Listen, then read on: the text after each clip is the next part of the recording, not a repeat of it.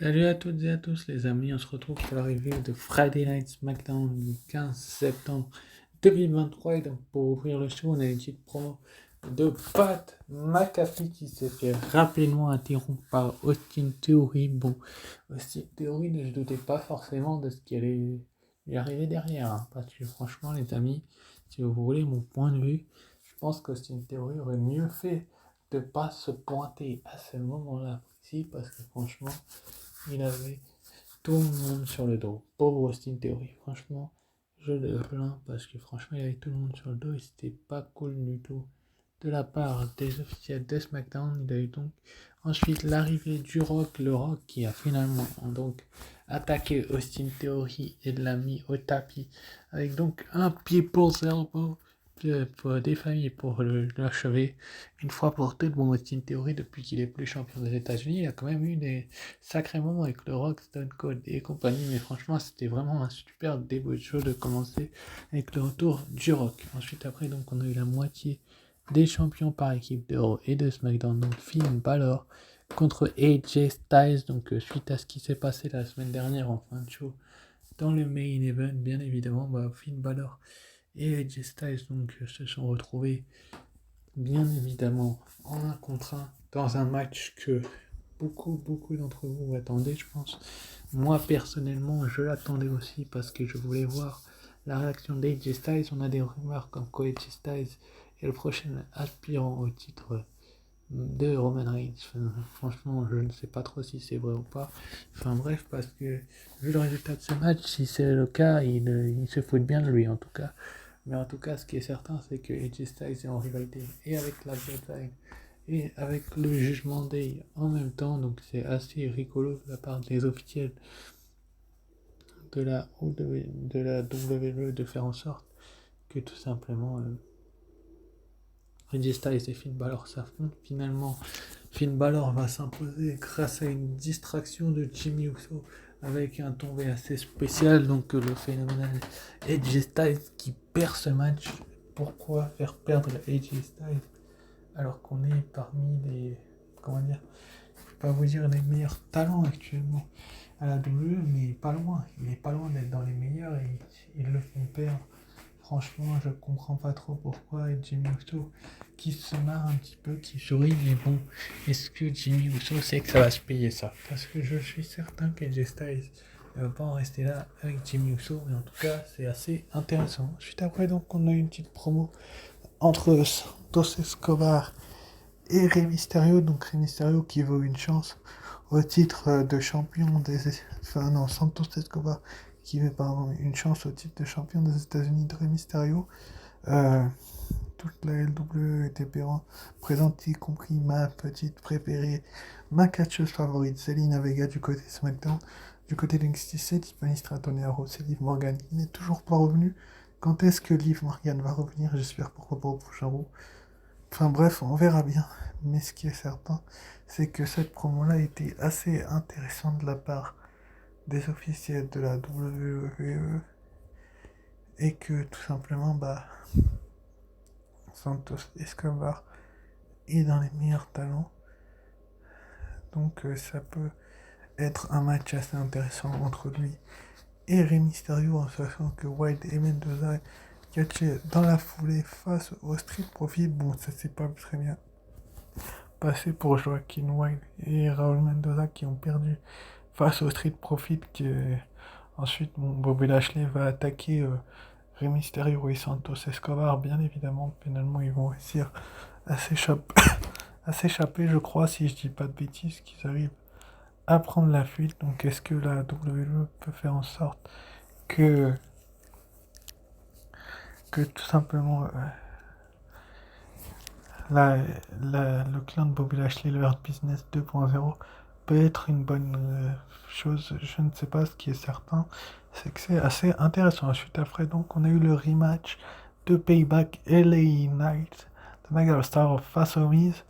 Bon, comment vous dire que ce match, pas beaucoup de gens l'attendaient, bien évidemment, parce qu'on se doutait un petit peu du résultat. On a eu le caprice du Miz. Bon, finalement, son caprice n'a servi à strictement rien du tout.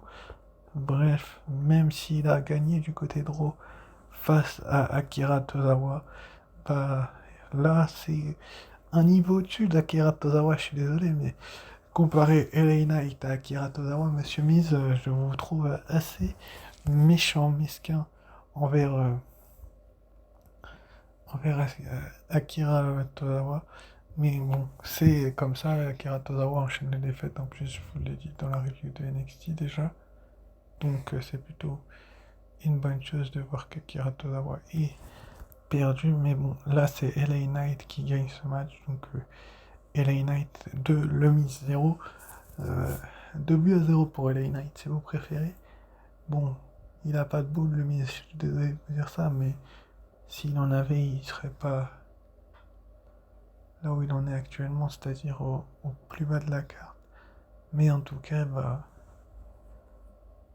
LA Knight échoue quand même assez souvent dans ses rencontres, mais bon, là c'était le match de trop. Ensuite, après, donc, on a eu Asuka contre Bayley. Bon, le match a été annoncé, on s'en doutait un petit peu du résultat. Enfin, personnellement, je m'en doutais.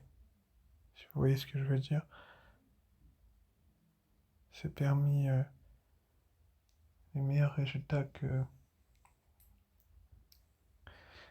Asuka et Bayley étaient dans les meilleurs talents.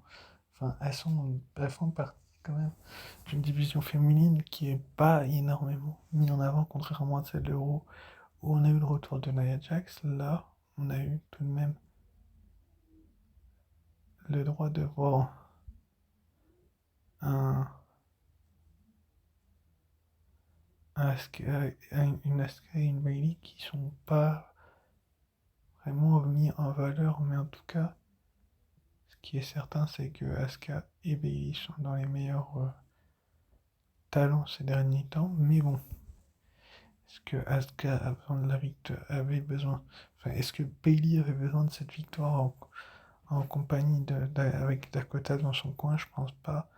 Donc ils ont fait gagner Asuka, c'était la meilleure solution possible avec l'aide de Shotzi, donc Shotzi qui est venu aider Asuka. Donc c'est plutôt une bonne chose de faire en sorte que Shotzi aide Asuka. Parce que si tu fais pas en sorte que Shotzi aide Asuka, bah tu es mis en difficulté. Donc c'est plutôt une chose assez bien. Donc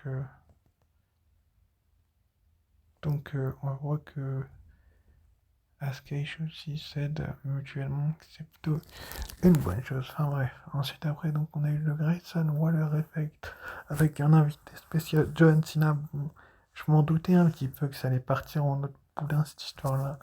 Grayson Waller qui est suspect John Cena de faire gagner les Nights, de le favoriser face au Miz, ce qui est pas vraiment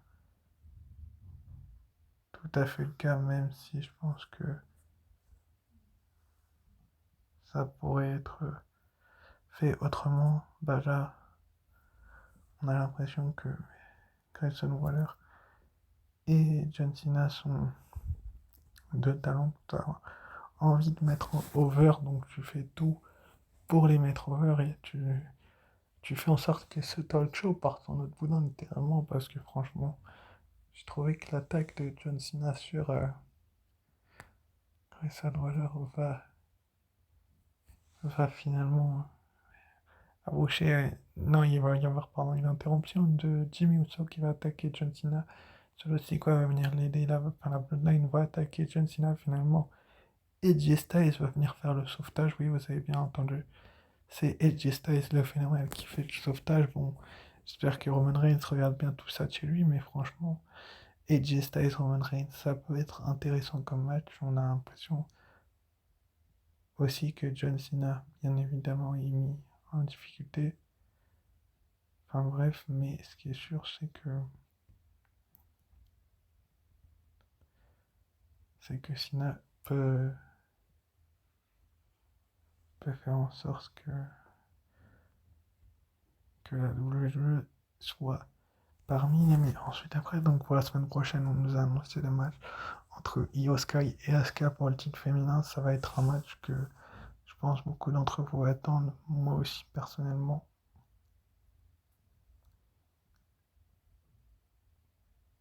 Je l'attends beaucoup, beaucoup. Même si bien évidemment que il y a des échecs assez souvent à la WWE, même si bon, on a l'impression qu'Asuka est installé sur son trône. Bah là, Asuka est peut-être la catcheuse qui peut la mettre en difficulté, pourquoi pas la battre même, mais en tout cas ce qui est sûr, la mettre en difficulté parce que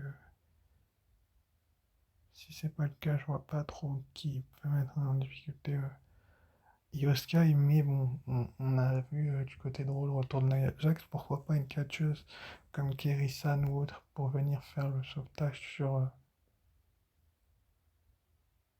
sur Asuka, pourquoi pas, mais on verra bien. Donc, et aussi on s'est annoncé donc Rey Mysterio et Santos Escobar, la LWO, contre les Street Profits, donc Montez Ford et Angelo Dawkins qui seront accompagnés du tout-puissant Bobby Lashley, qui est pour moi dans les meilleurs catcheurs actuellement dans le roster de SmackDown pour le champion des États-Unis, va-t-il perdre ce match en compagnie de son futur challenger? J'en suis pas certain, mais on verra bien ce qui se passerait. Est-ce qu'on aura une trahison de Santos Escobar? J'en suis quasiment certain, mais bon, on verra bien ce qui se passera la semaine prochaine, donc au prochain SmackDown. Sur ce, je vous dis à très vite mardi pour la review de Raw. Ciao, bye.